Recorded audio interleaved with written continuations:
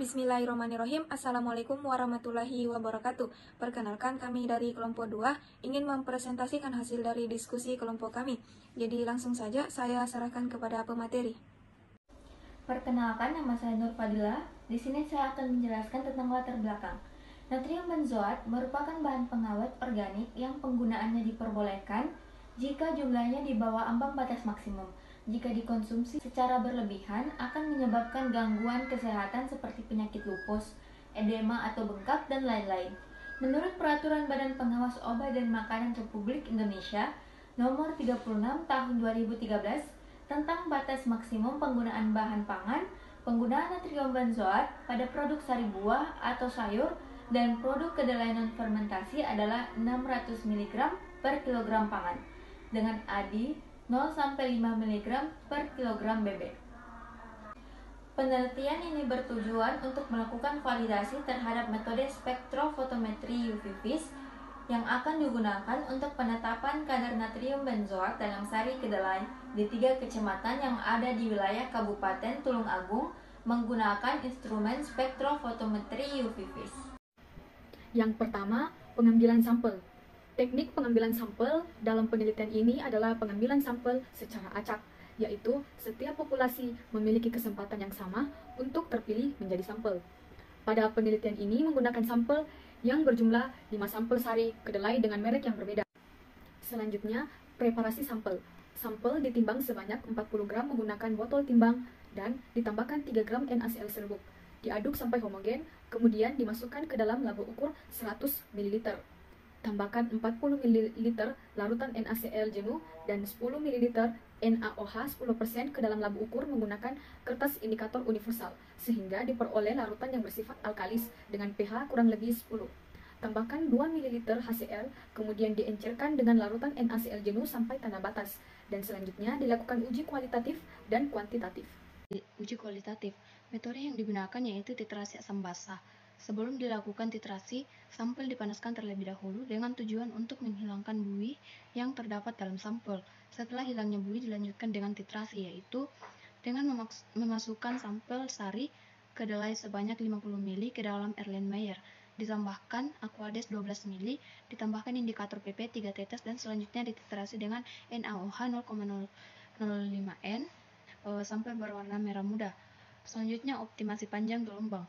Larutan induk natrium benzoat 100 ppm diambil 5 ml menggunakan pipet volume, kemudian dimasukkan ke dalam labo ukur 100 ml, ditambahkan Aquades sampai tanda batas dan dihomogenkan. Selanjutnya dibaca absorbansinya pada rentang 200 sampai 400 nm.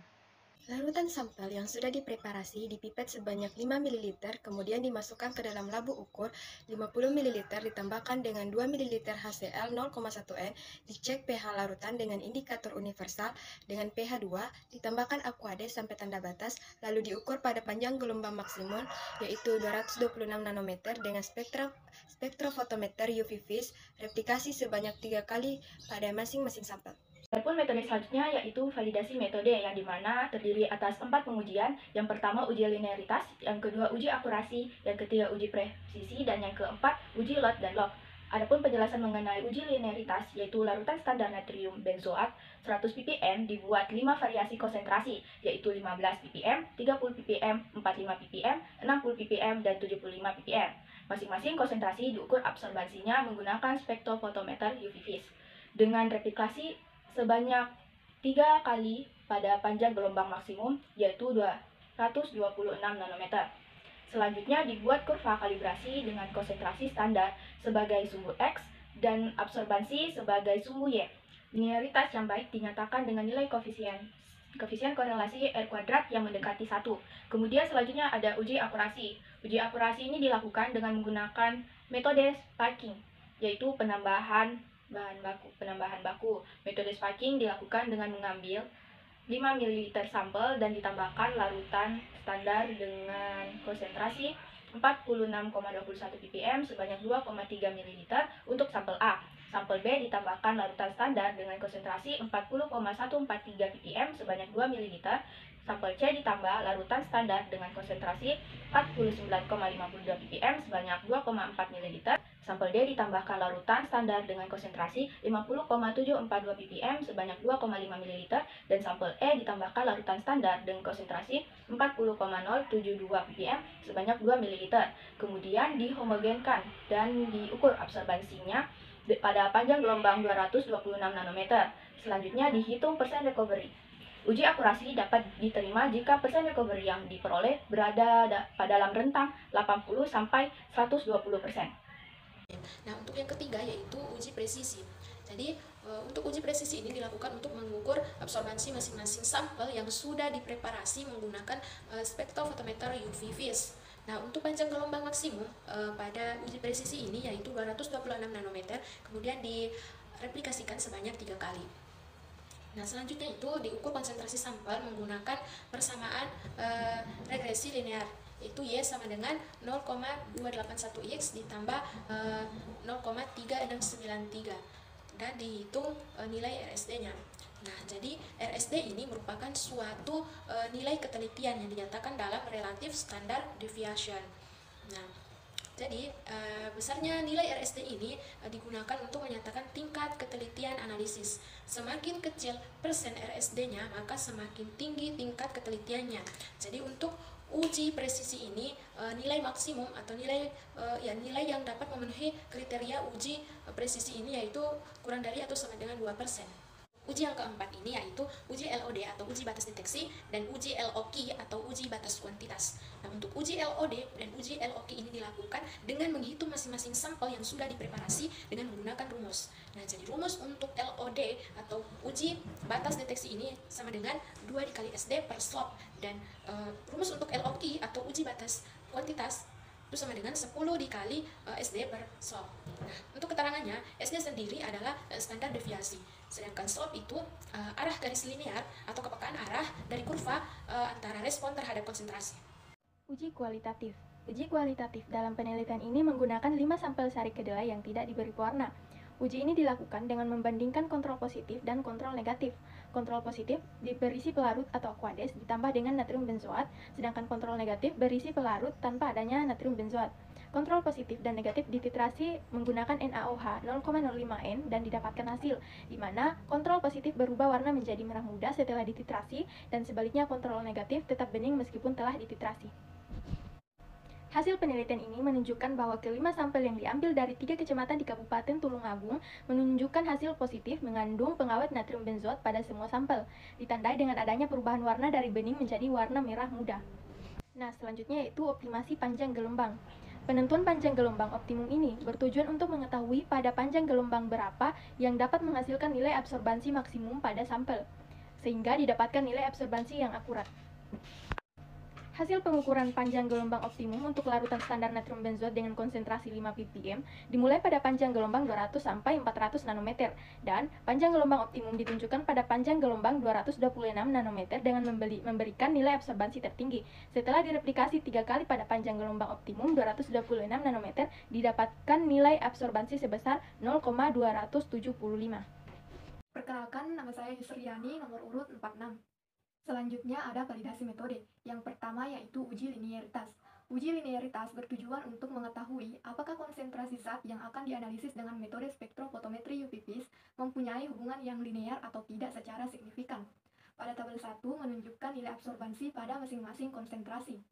Berdasarkan tabel tersebut menunjukkan bahwa semakin tinggi konsentrasi analit, maka nilai absorbansi yang dihasilkan juga semakin besar.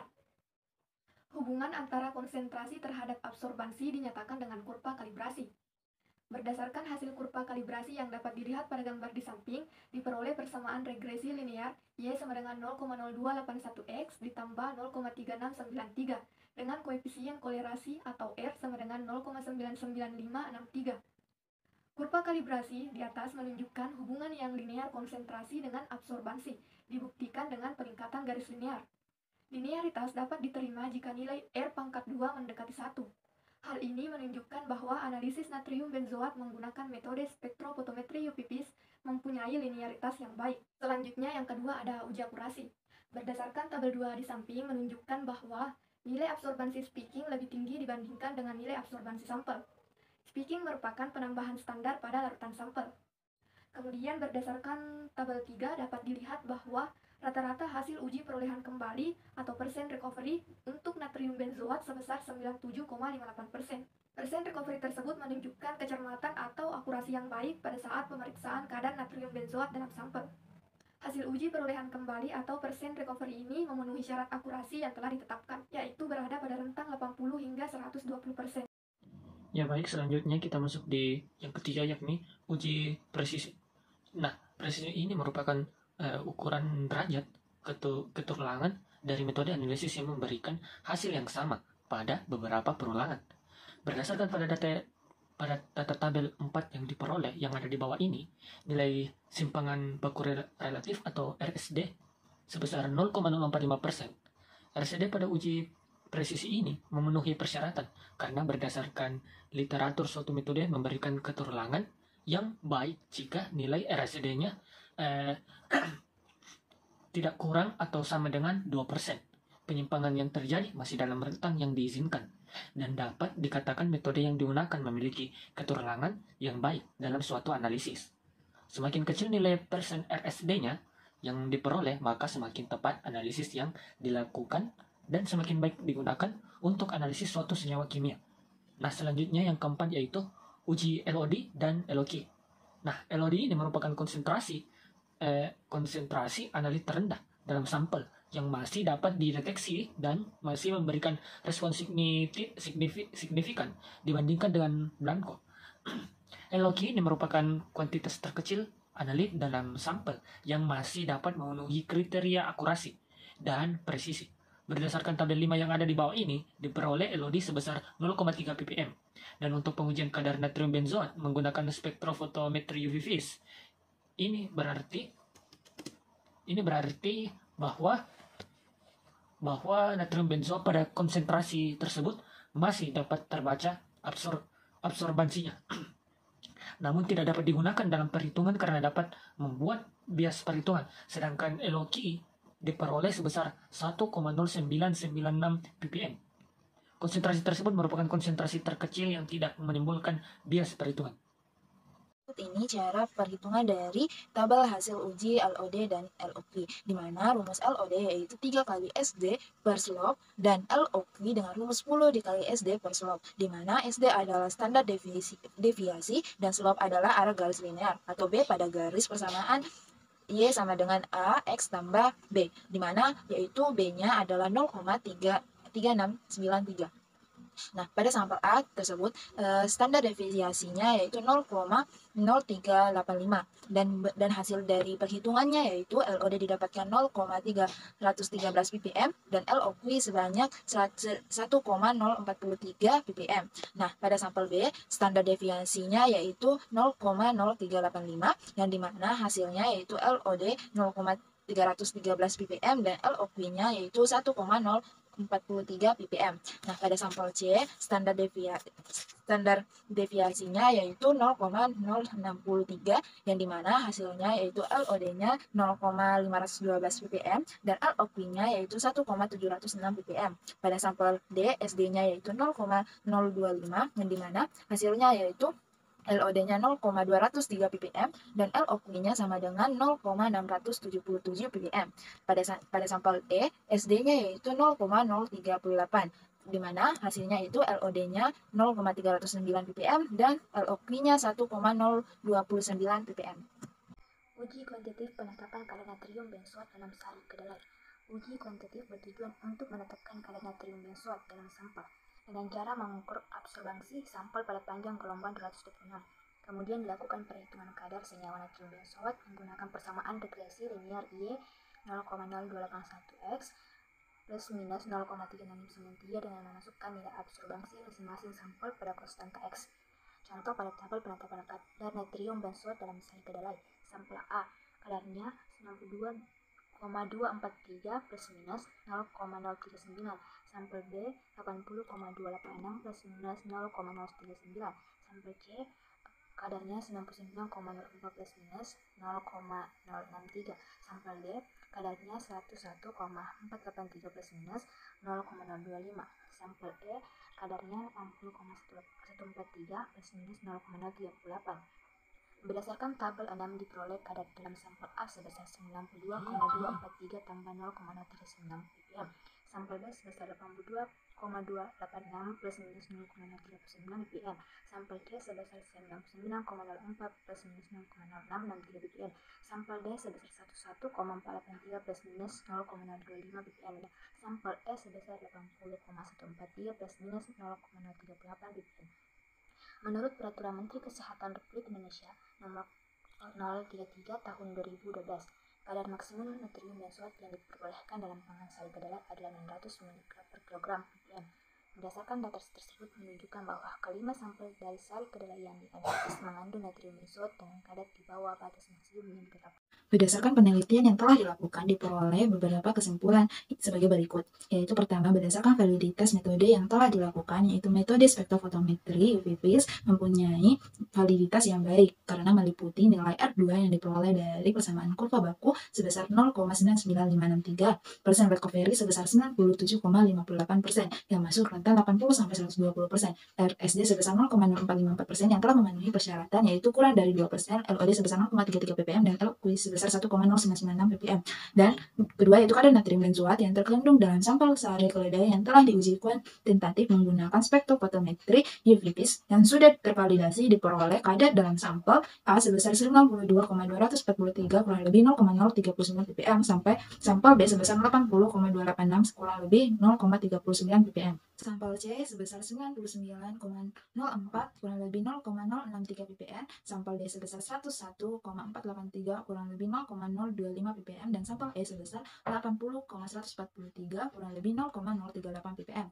Yang ketiga yaitu berdasarkan peraturan BPOM Republik Indonesia nomor 36 tahun 2013 tentang batas maksimum penggunaan bahan pakan penggunaan natrium benzoat pada produk sari buah atau sayur dan produk kedelai non-fermentasi adalah 600 mg per kilogram pangan dengan HDI 0-5 mg per bobot. Kelima, sampel yang sudah diuji kuantitatif menunjukkan hasil bahwa semua sampel telah memenuhi persyaratan dari BPOM Republik Indonesia yaitu kurang dari 600 mg per kilogram ppm.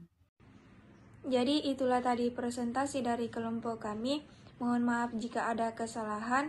Saya akhiri. Assalamualaikum warahmatullahi wabarakatuh.